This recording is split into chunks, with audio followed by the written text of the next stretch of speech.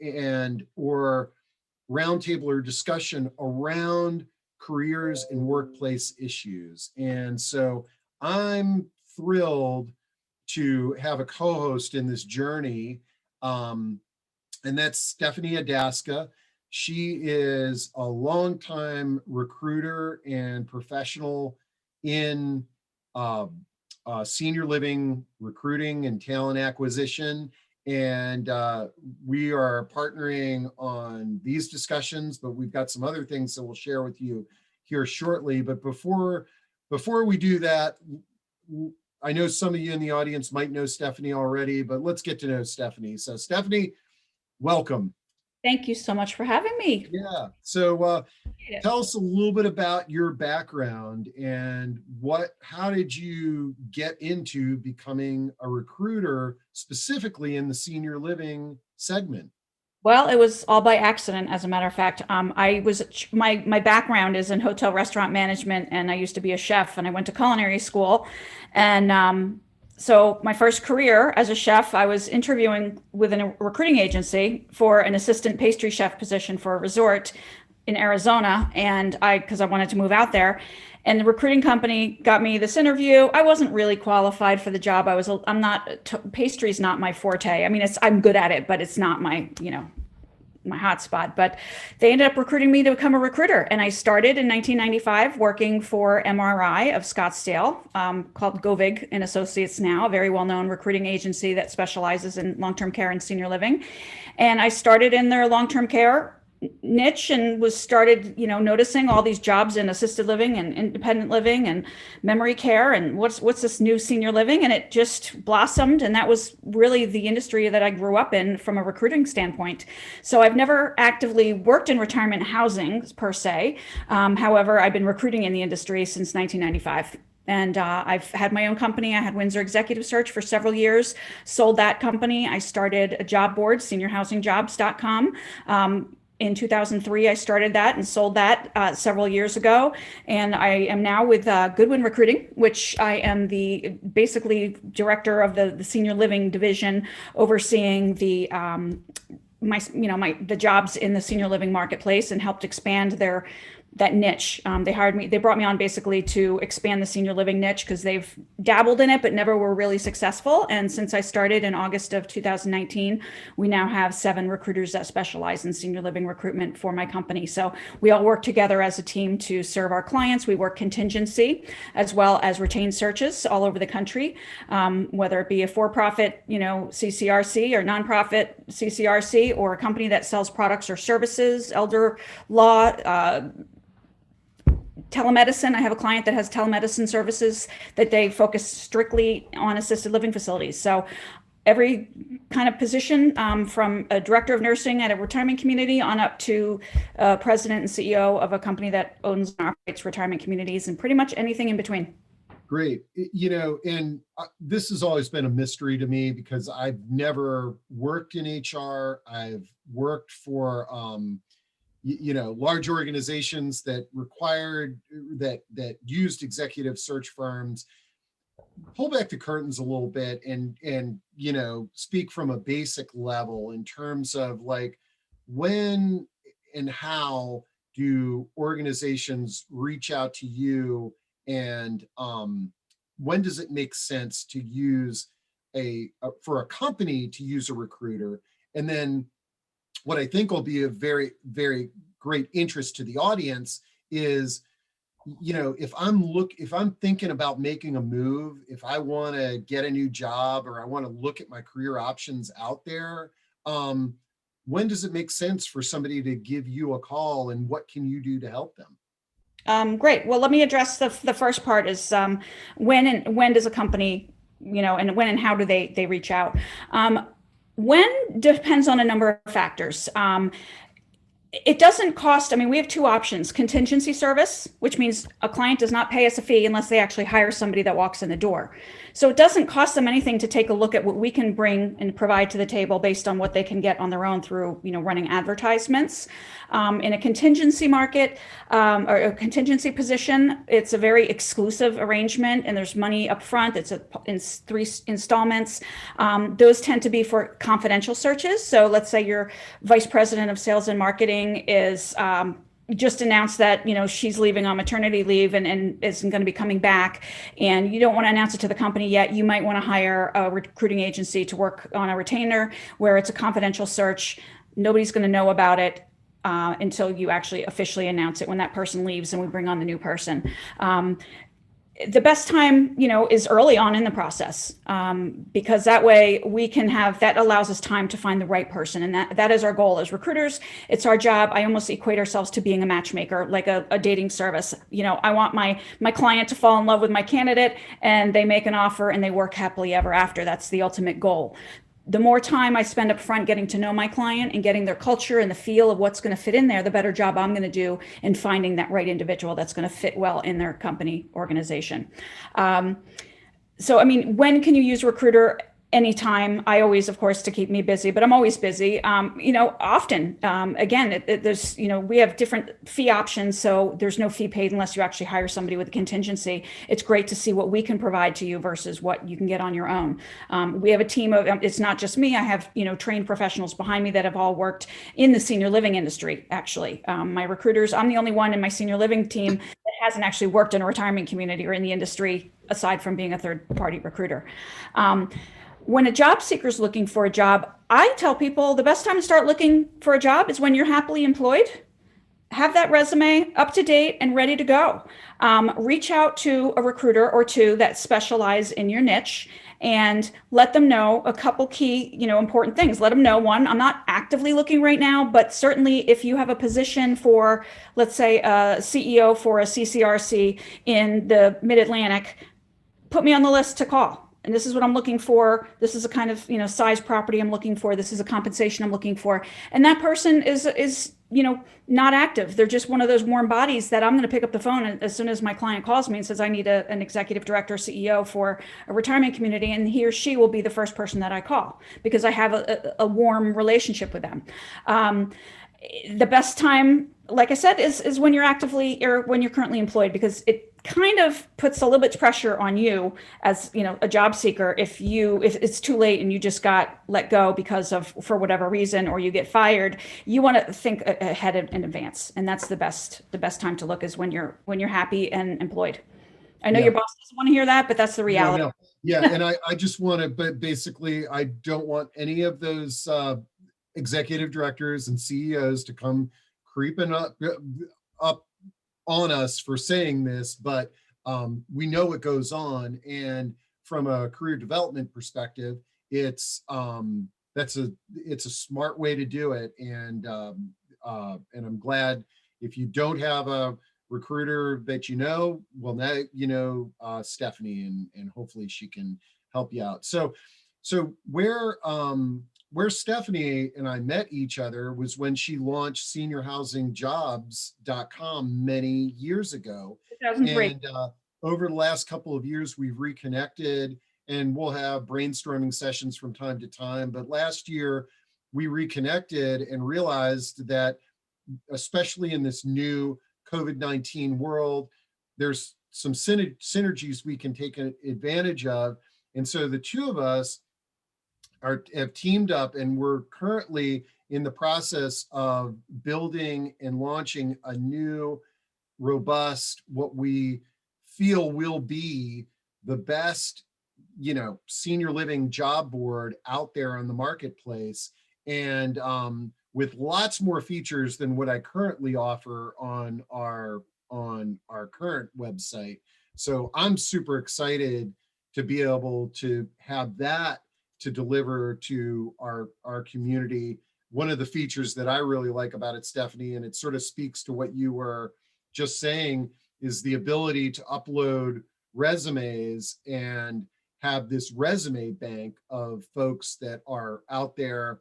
Hey, if the right job is here, I want to make sure that I put my stake in the sand. And then for the recruiters to be able to access that resume bank if they are looking for someone. And I believe that there's an anonymous feature on that too. Because obviously when you're happy in a job and you're not really looking to leave, you don't want everybody to know that. And but you want to make sure that you're taking advantage of opportunities that you might be well suited for. So look for that down the road, folks. And then what we really want, we want to hear from you today. Okay. I mean, Stephanie and I both talk way too much and we could monopolize this whole conversation. But what I really love is to hear from you guys. And if, so first off, if I've seen a few comments in chat where people are hiring. I would love to have, raise your virtual hand and we'll bring you on to talk about the positions that you've got in your organization. If you're looking to make a move or you're out there searching and you feel like introducing yourself to the audience, obviously you can do it in chat, but raise your hand and we'll bring you on. And you can see that little raise your virtual hand button at the bottom of your screen. So while we're waiting for our audience to engage with us, and I know what we just need that first person to kind of jump on. Stephanie, what are you seeing in the marketplace? Like I've got some things that I'd like to share, but I'm curious what you're kind of hearing from the candidates that you're talking to and from the employers that you're working with in the senior living space. Is there any themes that are out there, anything that you can give us to sort of think about? Sure. Well, I find that, as I'm sure many of you can understand, nursing positions are the hardest to fill right now. I mean, they're harder than they've ever been. They've always been a challenge, but with COVID, people don't want to make a change. They're finding that they're going to wait it out, even though they're working really, really hard. And thank each and every one of you caretakers and professionals out there that are working with, population of folks that have the potential to carry or spread the virus. So thank you for that. But I'm finding that the nurses are not wanting to go anywhere.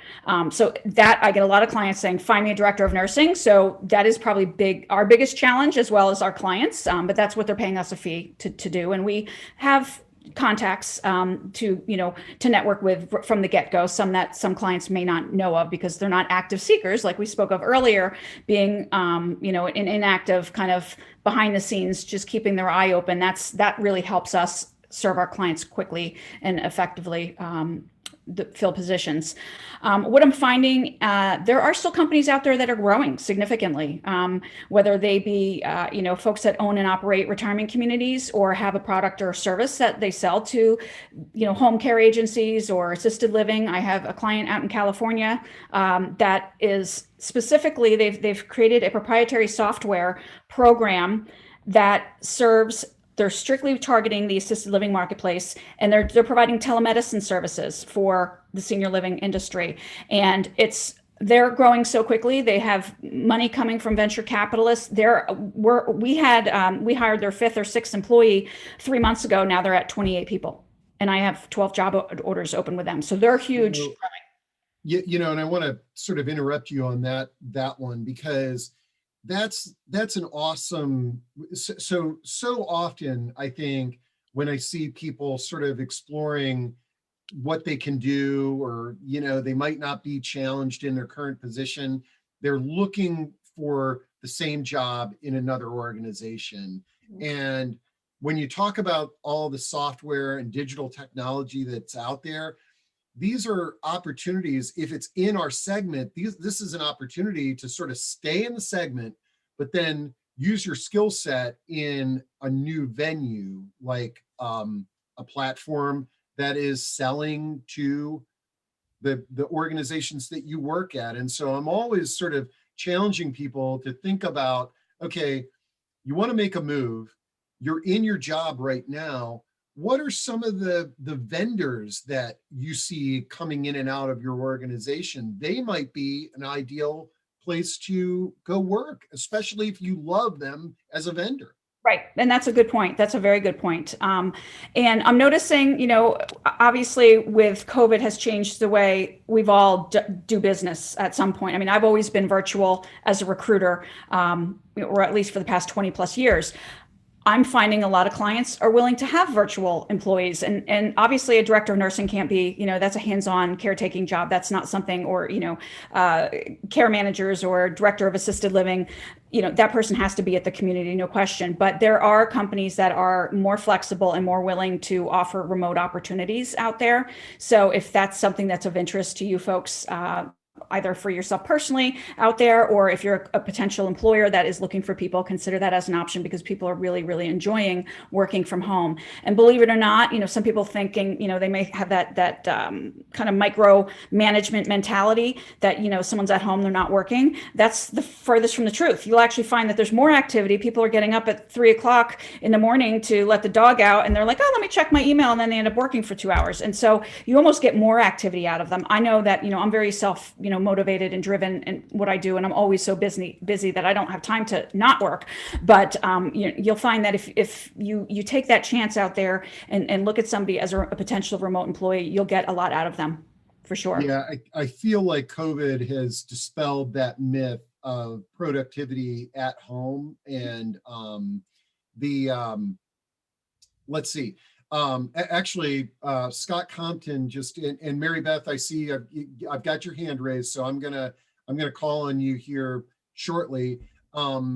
Scott Compton, I browsed many types of senior living organizations and roles posted on job boards, LinkedIn, Zip, Indeed, and find it hard to get past must-have direct senior living experience only stipulations.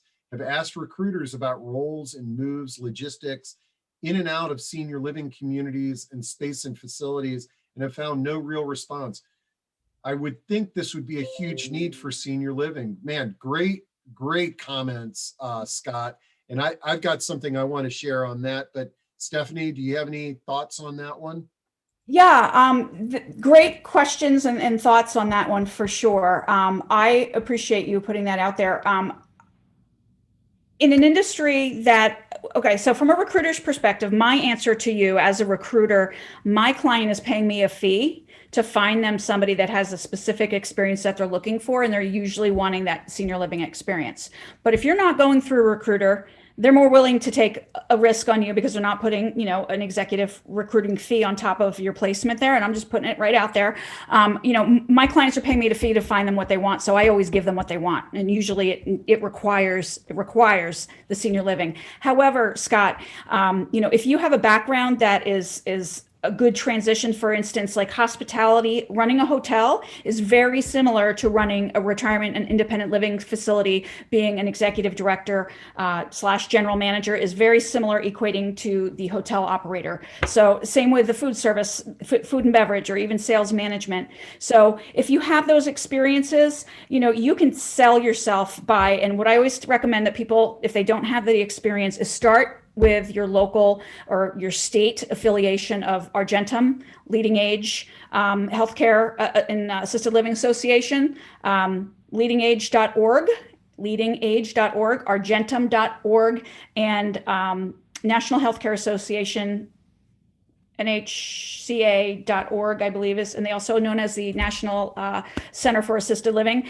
They are great places for you to find either the national or the state level associations and start networking with the people in there. Join the local, get involved, raise your hand, volunteer. If that's an industry that you really are passionate about and you really want to do that, get in there and start being seen by people. And they're going to say, hey, Scott, I saw you. I met you at the last, monthly meeting, or I saw you on Zoom at the month meeting, and you're interested in opportunities. I have an opportunity, give me a call. It's about getting out there in front of the right people. An executive recruiter may not be the best resource for you. I hate to say it's not that we don't want to help you, but again, our clients paying us a very, specific, to find them something very specifically, and usually it requires senior living experience. There are exceptions to the rule. never say never. So if you're interested in opportunities, send me your resume and we'll do a quick, a short, conversation, and I'll keep my eyes open for you. But your best bet is actually doing it on your own and networking. Great. And let's see.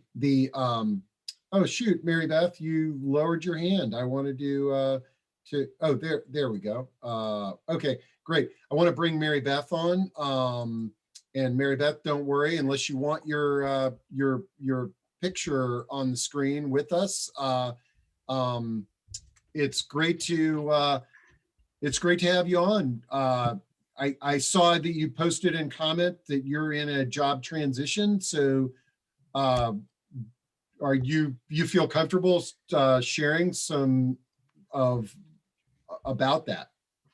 Absolutely. I figured I raised my hand to kind of get the discussion going. Thank you. And you're fine putting on my. Oh, okay. Here, let's put you on the screen. It's all about relationships. Mm-hmm. And whoops, sorry. I just promoted you to panelist so I can get you on screen. I'm a panelist, so what does that mean? There you go. Now, there we go. We got Mary Beth.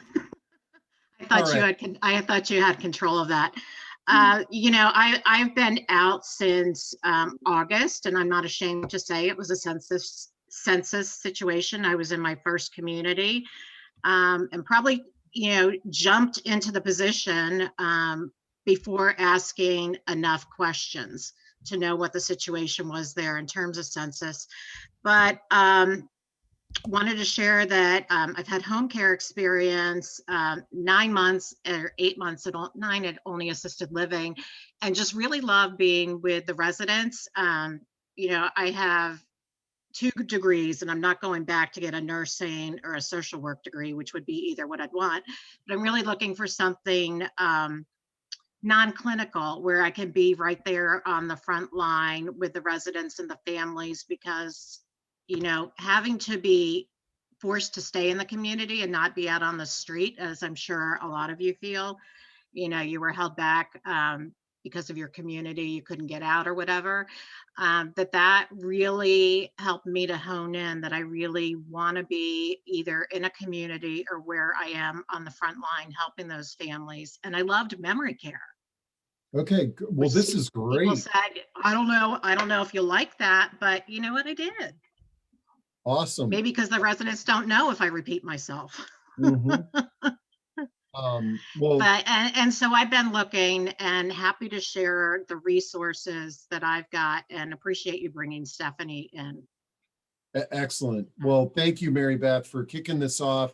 I think this is a great way for us to utilize this platform, get the word out there that you got a candidate here that is has got experience and is really, your experience, especially in COVID-19, is helping you kind of hone in on what you're passionate about and where you're going to deliver maximum value.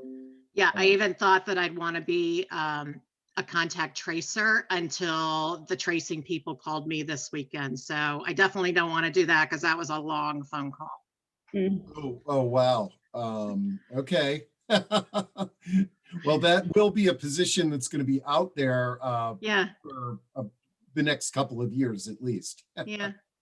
So I guess I shouldn't say no, but right opportunity, I'll take it. Great. Well, thanks for sharing, Mary Beth. And I throw your stuff in the chat there, and then folks, contact Mary Beth if you can be of help. Okay. So I think you're going to pop off the screen here shortly.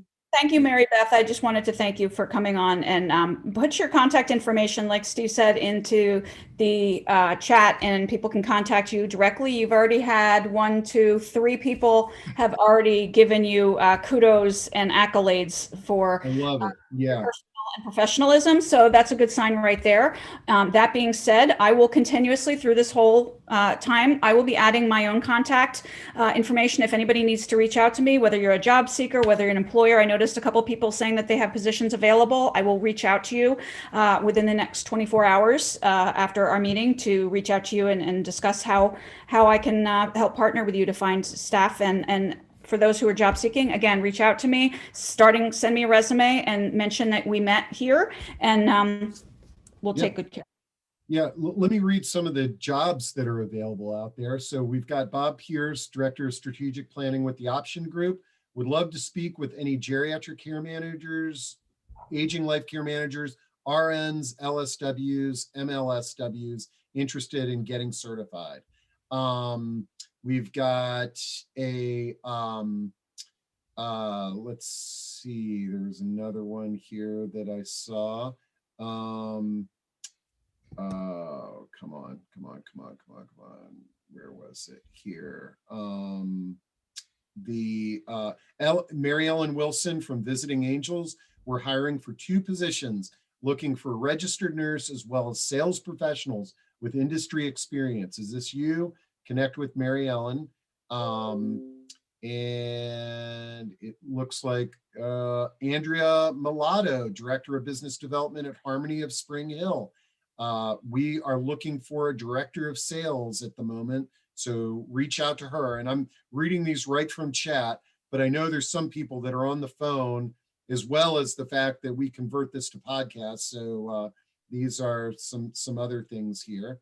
And okay, my name is Valoria Walker. I am a job seeker, and here is my LinkedIn. So Val Walker there, who I know personally is an awesome woman.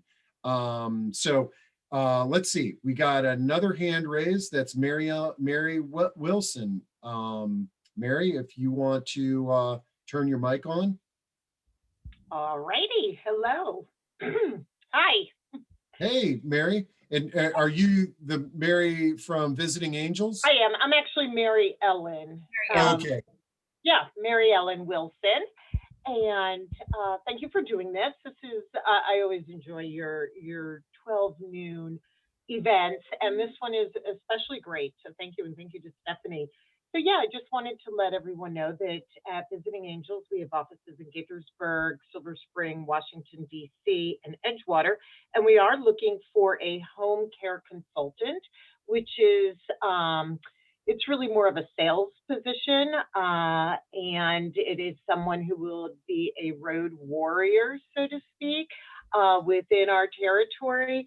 And I guess you could say would be a liaison between our industry partners and ourselves, among lots of other things. So that is a position that we are looking for. And we are also looking for a registered nurse who will be doing a lot of our RN assessments with our new clients as part of our onboarding. And I believe they will also be doing some nurse monitoring as well.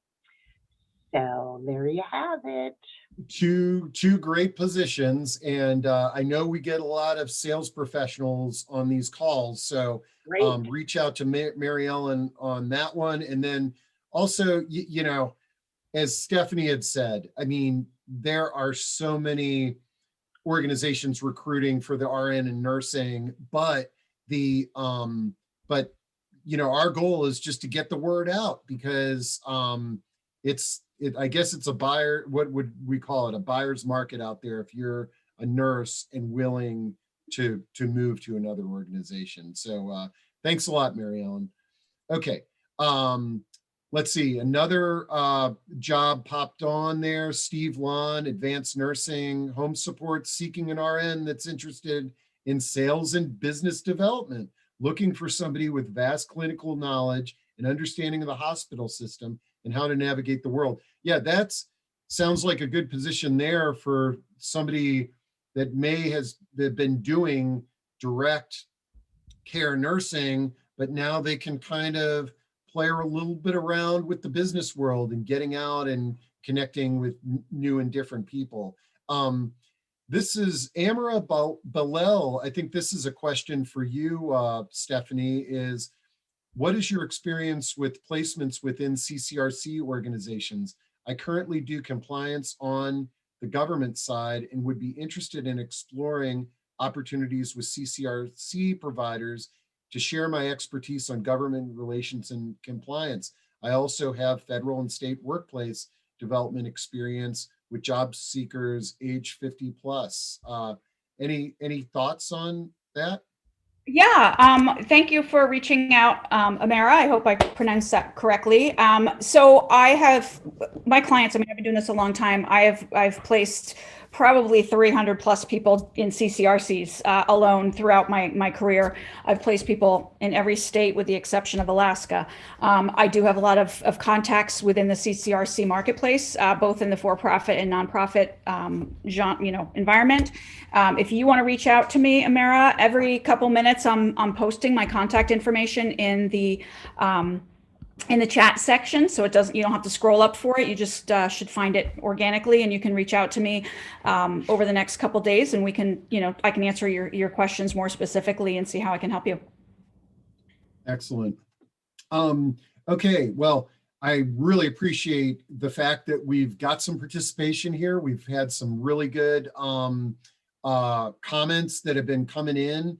I want to, obviously, if you've got a job or if you're looking for a job, raise your hand or use Q&A or type things in.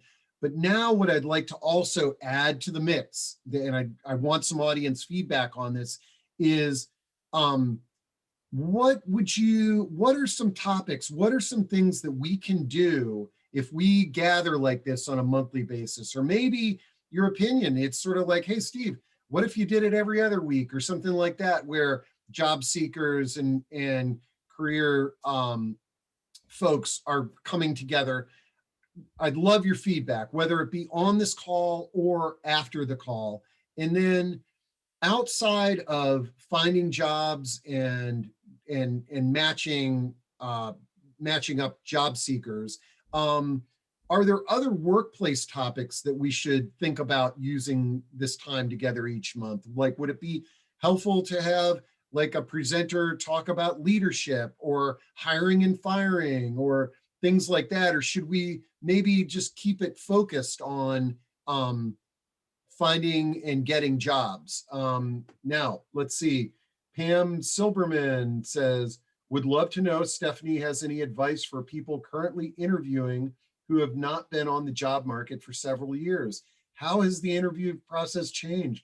What is the expected related communication? Man, great question, Pam. And I'm sitting with bated breath, wondering how Stephanie's going to share with us on that. So where is Pam's question? Because I want to make sure I address it. Oh, okay. It's in the answered bucket now. I see it now. Yep. So to answer or to discuss, if you haven't been interviewing for a long time, practice, and research. I would also work with a recruiter if possible. Generally, when I'm interviewing a candidate for a job, I'm meeting them face-to-face via Zoom, not face-to-face in person nowadays. Well, I really, for the most part, it's always been, over telephone or video. But it's important to have, just real quickly, if you've been out of the loop, do some research online. LinkedIn recruiting has a great library of learning for both job seekers, on how to do interviewing skills, how to write your resume, how to deal with, answer, why you have a gap in a position. So for instance, if you took 3 years off to raise your children, just write down Pamela Silverman, 2013 to 2016, took time off to raise my 3 children, or whatever the case may be. So people know why you have that gap there. It answers it without them even having to ask that question. When it comes to, if you haven't been in the job market for a while and you want to know how the interview process has changed, it's changed really mostly because of technology. And that means, doing Zoom meetings versus a telephone interview or meeting face-to-face. The questions tend to be similar. Be prepared to discuss the topic of COVID and how you've experienced working in an environment and how, how that affects your job, because that's going to generally, especially in healthcare industry, that's going to be brought up during the interviewing process. What is expected related to communications? That's a great one. When you apply for a job online, and specifically whether it be answering an ad on Indeed or answering an ad and it ends up directing you to the careers page of ABC Senior Living, I always recommend follow up 2 days after with a phone call. Hi, this is Pamela. I'm looking to contact your HR director. Who would that be, please? Get the name of the person, leave that person a specific message. Say, my name is Pamela. I applied for, executive director position 2 days ago. I wanted to follow up and ensure you received my application. Most people don't do that. So kind of that squeaky wheel gets the grease. You're not being annoying. You're just following up. You're being persistent, which shows that you have good follow through, which is really important. It also ensures that, that person's going to call back and say, oh, you know what? I didn't receive your resume. Why don't you resubmit it to me directly? And that way you have an in with the HR or the talent acquisition contact at the organization. So it puts you in front of them in multiple, not just being lost in the hamster wheel of an applicant tracking system, because sometimes the companies are huge and big and they get hundreds of thousands of emails every year or applications. They can't respond to everybody. So it's good to be a little persistent. Great feedback there.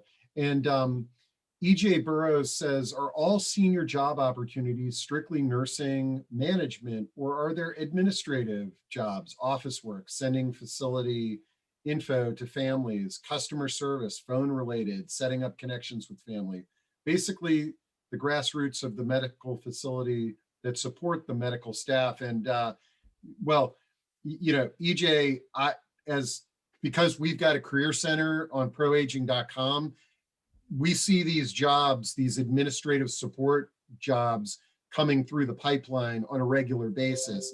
They are out there, and that's another great way to sort of get into the industry. Like, if you might not have a skill set, in one area, but if there's an administrative job at home care agency or senior living community, it's a great way to kind of get in the door, because as we all have discovered in our careers, the way to find out where the jobs are is to actually be in a job. That's where you begin to start seeing how you can move up the food chain in various organizations. Any thoughts on that, Stephanie? Yeah, I think Steve, kind of hit the nail on the head. Is being in the industry and being active within the industry is going to put you in the forefront. I know that. I don't really have too much to add to that, other than, I agree with what you said, and just being there active. And like I said early on, is the best time to start looking for an opportunity for yourself is when you're current and happily employed. And that allows you as much time to find that right position. Great. Catherine Narrow from Sencura is looking for caregivers in Fairfax, Prince William, Loudoun, Mount Vernon, Alexandria, and Arlington. And, I want to touch on a topic, and I'm going to bring up Mark Ash's comment here shortly, but something that you talked about is hospitality and dining industry. I mean, two segments that have been just decimated by COVID-19. And we're gonna be doing a webinar next month on what can the senior living world learn from the hospitality industry. And I think it's going to be a great discussion, but there are a few senior living providers out there right now that, instead of going to the pool of experienced senior living professionals that are out there, they're going to the hospitality industry because they want a new skill set coming into their organization. And so, something to think about for the employers out there, or you may have had some hospitality experience on your resume. Now might be the time to spotlight that, in terms of bringing that to the forefront. But what I was also saying in terms of, so recruiting caregivers is a very challenging process. Okay. And we've all tried a million different things. It's, and especially when you're going to the talent pool of specific caregivers. But one place that might be a great place to get caregivers now is in the hospitality and the dining industry, where a lot of people have been let go. If your organization can train these people in the way that you work, you may be able to get them over as very qualified caregivers for your organization. That's a great point, Steve. And also, not only are you able to train people the way you want, they automatically have that natural, hospitable, that comfort level of being with people and being, I think caregiving and being a hospitality leader are very similar because it's very hands-on, it's very warm and engaging. And I think that's a great, attribute that you can get from the hospitality professionals out there. And you're also helping people that not everybody thinks about. I mean, if you think about the hotels that have closed down or stopped, hotel chains are selling off or going bankrupt, or restaurants and restaurant managers and spa owners, those people are desperate for work. And if they're desperate for work, they're going to work really hard for you. And just you meaning an employer who's open to look at somebody like that, that's going to make your organization flourish and do really well, not only because you're helping others, but you're also helping your end user, which are generally in the most, in our industry is taking care of the seniors.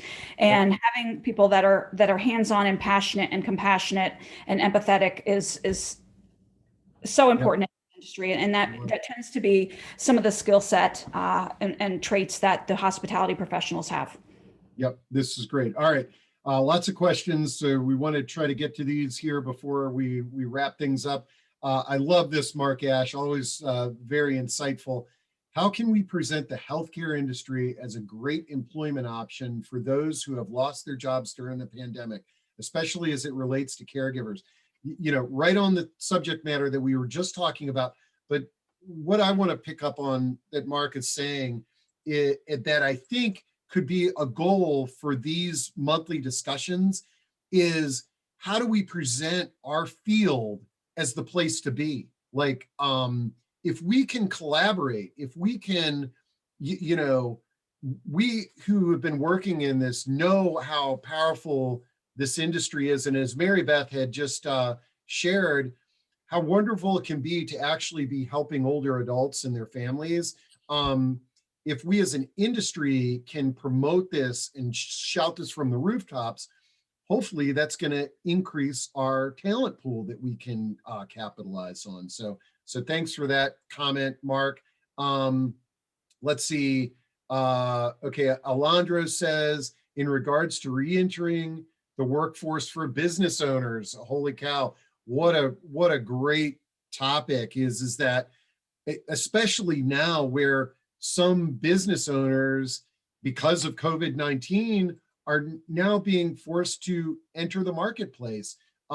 Great topic. And Stephanie, I've always said the best person to hire is somebody who has run their own business, even if it was a lawn service back when they were in college, because they appreciate the fact that, a paycheck is not an entitlement, that you have to go out there and earn it.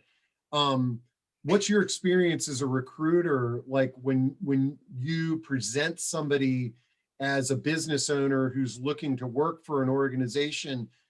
Do sometimes your clients, are they hesitant because they're like, oh, they're going to just work here for a little bit and start another business? Or do you find the opposite? It really depends on the client. Every client of mine that I work with, I mean, they're from all over the country. They're all, different levels, different, products or services that they sell. It just happen to all be related to the senior marketplace. But I have a client right now. They don't want somebody that has owned their own business recently, because this particular client feels that they're not going to take direction well. You were the top dog at your own company. You had people reporting to you. Why are you going to listen to the vice president of sales as a new regional sales manager if, well, I used to own my own business, I don't need to hear from you. So there is a little negativity, there's a little prejudice in that regard. Some people are very open to it. Like you said, we're both entrepreneurs. We work our butt off and have, for years and years, when most people have just a comfy paycheck and, they work a job. When you're an entrepreneur, you're doing everything from, taking out the trash to, making sure your staff has healthcare and making sure that the money's in the bank for the checks to clear that week and anything and everything in between. So some clients like that entrepreneurial mindset, especially with a startup company, because when you're starting up a company and you have a new business, there's so much ambiguity. There's so many things to do. It's good to have somebody that's flexible and willing to go with the flow and said, oh, I've been there before. I've done that before. I've implemented a new applicant tracking system. I can do that. I can go search them, give you 5 ones, and you can pick the best one, and I can get it implemented with the company. Those are the kinds of things that an entrepreneur can bring to the table that maybe somebody else doesn't have that experience. So, it goes both ways, but I'm telling I suggest, and I'll shut up shortly, Steve, is, for those employers that are here right now listening, is open your mind a little bit when it comes to somebody who's been a business owner and maybe they lost their business due to COVID and the pandemic and the outcome of that. Look at as wow, they can bring a lot to the table and diversity, and they're really flexible. I'm done, Steve. No, this is awesome. And really something that this speaks to here also is finding the right match. And it's not just that business owner, but it's sort of like, it can be frustrating when people might not have a bias towards us, but it's sort of like an employer saying that I'm hesitant to hire somebody that owned their business because of X, Y, or Z. As wacky as that rationale may be, it's sort of like you've now identified that's not a match. Now, the one thing that I know about good business owners that are re-entering in the workforce, they got great sales skills. And so my gut level feeling is that if you've been running your own shop, you're going to be able to sell the skill set that you have that's over and above somebody that might be climbing the corporate ladder. But if the leadership is not going to embrace you, you probably want to find a different organization. Okay, Alondro had a great resource here that I put into chat. Age Equity Alliance is a 501c3 partnering with communities, government organizations, and businesses to create age equity in the workplace. Age equity applies to employees across the age spectrum. And Alondro, I reach out to me because maybe next month, I would love to have you on for a bit to just talk about this initiative, because I think age equity in the workplace is something that we should be discussing here on a monthly basis, is that in addition to career opportunities, it's how do we get other employers out there to not take ageist viewpoints of staff. Audra Bacata says, how do you see CNA health aides who do so much of the personal work, salaries going up? They are such an important role in the impact of seniors' lives and seem to be paid low wages. Audra, this is a great topic for these monthly discussions. I don't know if me or Stephanie can talk about that at length at this point, but I would love to do some research and let's get a speaker in on what is it going to take to increase wages for direct care staff. Absolutely. Mary Beth May, what are your thoughts on ageism and how much experience to include in your resume? LinkedIn Pro. Yeah, I'm curious about this, Stephanie, because so we're talking about ageism and on a LinkedIn profile. The fact that a hiring manager may not be as age biased as those of us on this call is, I've noticed on some LinkedIn profiles where people don't include their graduation date from college, and my gut level feeling is that's because they don't want to be burdened by any age bias. What's your thought on that, Stephanie? Unfortunately, ageism happens. I personally, as a recruiter, I'm all about equity, and inclusion of not just from a race perspective, but from an age. I don't care. I don't look at those numbers. Those aren't important to me. Can you do the job that I'm looking to fill for my client? If I have a client who specifically says something to me about, ageism, or, we really want, this, that, or the other thing, I say, you know what, I'm going to bring you the best candidates, whether they're black, white, whether they're, however old they are. I don't never ask that. And I just don't even look at the dates. So I think it's an okay practice to remove those dates. I don't think it's a bad idea if you feel, as a job seeker, feel is preventing you from getting opportunities for jobs. I think in the senior living industry, I think age is a good thing, if anything, because you can, the older you are, the more that you can understand the seniors that we're serving. Great. And I brought Jennifer Brown on. Jennifer had her hand raised. Jennifer, what do you have to share with us today? Stephanie, I wanted to get your opinion. I've noticed some of the senior living operators, when recruiting for sales and marketing personnel, they tend to lean, some of them, on they're looking for strong closers. They sometimes are looking for people who have sales experience outside of the senior living industry, and bringing in some cases, people from really very different worlds to come into the sales world of older adults. Do you have any general feel for that in terms of when you're looking for senior sales and marketing executives?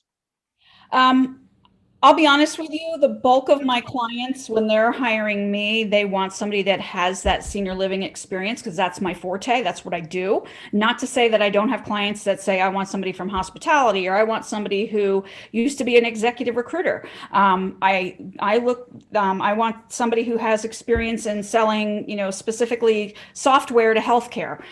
It just depends on what each client is looking for. I'm not sure where.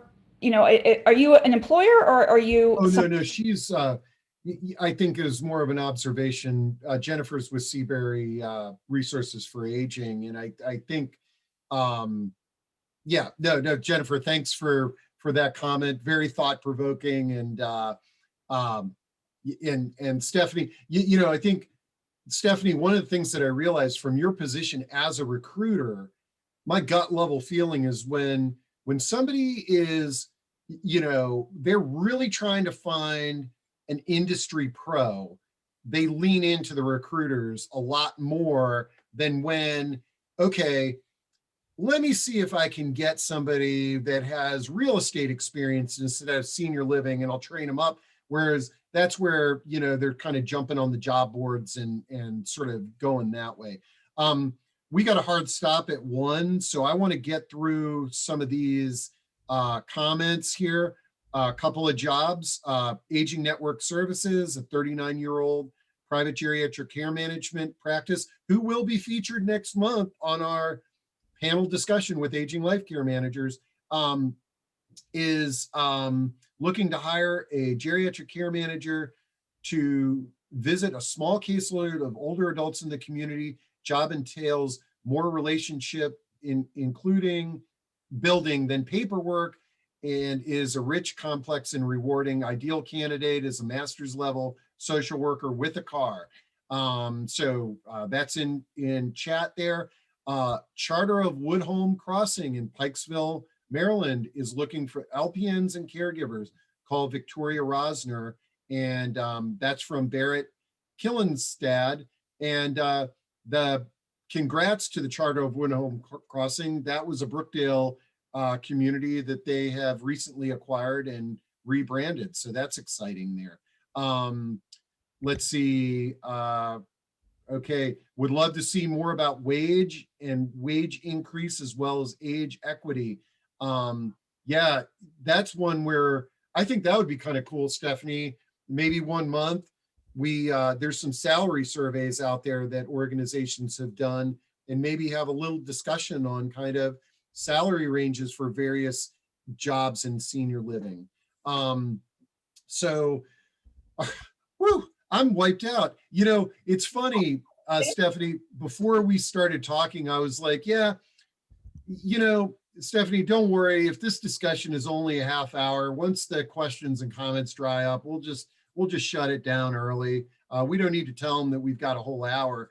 I'm blown away. I think as a first try at sort of having a discussion around this, I personally feel like we can really play around in the sandbox and have some dynamic conversations, especially when our new job board is launched. Right.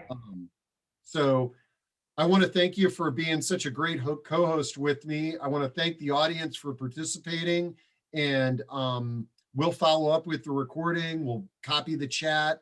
I'll give you Stephanie's contact info, and hopefully in the next month, we'll have our new job board launched and we can really start promoting that in a big way.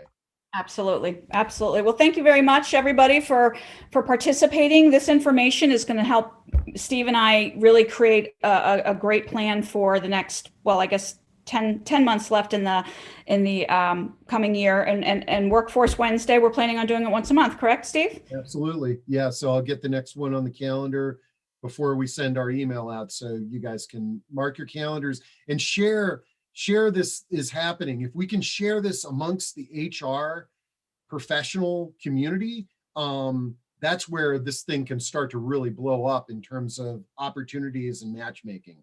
All right. All right. See you guys at the next one. And Workforce Wednesday, right? yeah. Okay. Bye-bye. Thank you, everybody. Thanks, Steve.